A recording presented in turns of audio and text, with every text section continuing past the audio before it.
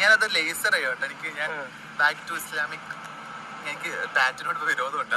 അതുകൊണ്ടാണ് ടാറ്റു ഹറാമാണ് നമുക്ക്. അറിവില്ലാത്ത വീഡിയോയിൽ കണ്ടാൽ ബിഗ് ബോസ് താരം നാദിറയാണ്. ട്രാൻസ്ജെൻഡർ കമ്മ്യൂണിറ്റിയിൽപ്പെട്ട ആളാണ്. അവർ പറയുന്ന ഒരു കമന്റ് കണ്ടില്ലേ?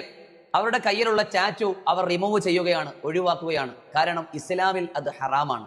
അതുകൊണ്ട് ഞാൻ അതിൽ നിന്ന് പൂർണ്ണമായിട്ടും വിട്ടുനിൽക്കുന്നു. ഇതിന്റെ താഴെ വന്ന് ഒരുപാട് പേർ കമന്റ് ചെയ്തു, നീ മാന്യമായി വസ്ത്രം ധരിക്ക്, നീ ബാക്കിയെല്ലാം ഹറാമിൽ നിന്ന് വിട്ടുനിൽക്ക്, നീ ഇനിയും കുറെ നന്മകൾ ചെയ്യ്, നീ ഒരു ടാറ്റു കളഞ്ഞുകൊണ്ട് മാത്രം വലിയ മുസ്ലിം ആകൂല. ഇങ്ങനെ എത്രയെത്ര മോശപ്പെട്ട കമന്റുകൾ കണ്ടു. എന്നാൽ എത്ര പേർ അതിന്റെ അടിയിൽ വന്ന് കമന്റ് ചെയ്തു, പ്രിയമുള്ളവരെ, നിങ്ങൾ എന്തായാലും ഇസ്ലാമിന്റെ നിങ്ങളുടെ 100 കണക്കിന് തിന്മക്കിടയിൽ ഒരു നന്മ നിങ്ങൾ തിരിച്ചറിഞ്ഞു മാറാൻ തയ്യാറായല്ലോ, അൽഹംദുലില്ലാ. എത്ര പേർ പറഞ്ഞു.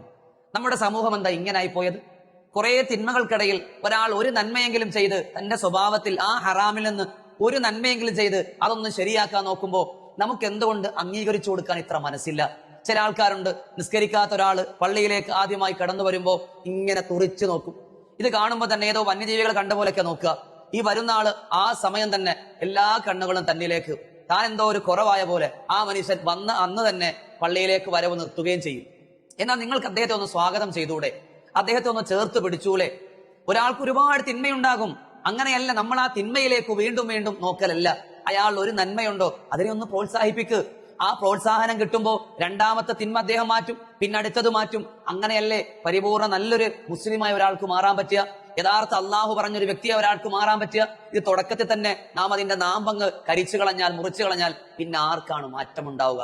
ഇവിടെ നാദിറയല്ല മാറേണ്ടത്, നമ്മളാണ് മാറേണ്ടത്. നമ്മുടെ മനസ്സിന്റെ ദുഷിപ്പാണ് മാറേണ്ടത്, നമ്മുടെ ചിന്തകളാണ് മാറേണ്ടത്.